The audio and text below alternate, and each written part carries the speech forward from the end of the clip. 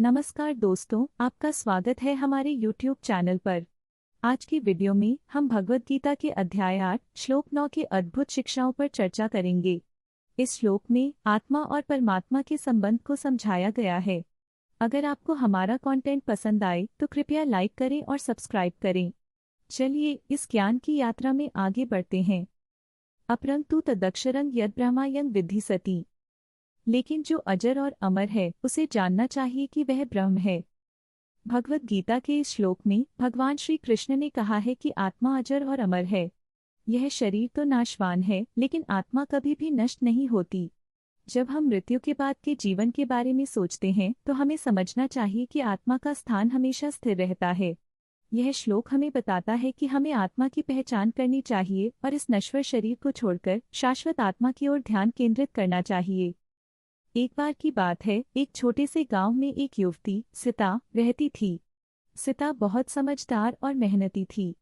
वह हमेशा अपने गांव के लोगों की मदद करती थी। एक दिन गांव में एक बड़ा संकट आ गया। गांव के पास एक नदी में बाढ़ आ गई थी और लोग अपने घरों को छोड़कर भाग रहे थे। सीता ने देखा कि उसके पड़ोसी रामू अपने घर में फंसे हुए हैं। सीता ने तुरंत अपनी दोस्त मीरा से कहा, हमें रामू की मदद करनी होगी। मीरा ने कहा, लेकिन हमें नदी पार करनी होगी, यह बहुत खतरनाक है। सीता ने जवाब दिया, हमें डरने की कोई आवश्यकता नहीं है। याद करो, भगवद गीता के अध्याय 8 श्लोक 9 में कहा गया है कि आत्मा अमर है। हमें अपने डर को छोड़कर सही काम करना चाहिए। दोनों ने अपने साहस को इकट्ठा किया और नदी की ओर बढ़ी।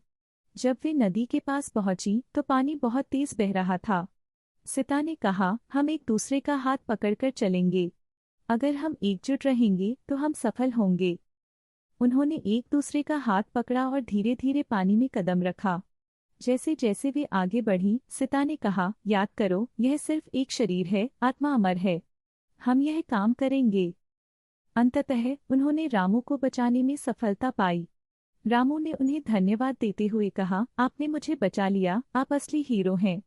सीता मुस्कुराई और कहा, हम सभी में एक अमर आत्मा है। हमें अपने डर को दूर करके सही कार्य करना चाहिए। इस घटना ने गांव के सभी लोगों को प्रेरित किया। उन्होंने सीता और मीरा की बहादुरी की सराहना की। इस तरह सीता ने भगवद गीता के इस श्लोक की शिक्षाओं को अपने जीवन में लागू किया। तो दोस्तों, इस कहानी से हमें यह सीख मिलती है कि हमें अपने डर को पार करते हुए सही काम करने का प्रयास करना चाहिए। अगर आपको यह कहानी पसंद आई तो कृपया लाइक करें और सब्सक्राइब करें।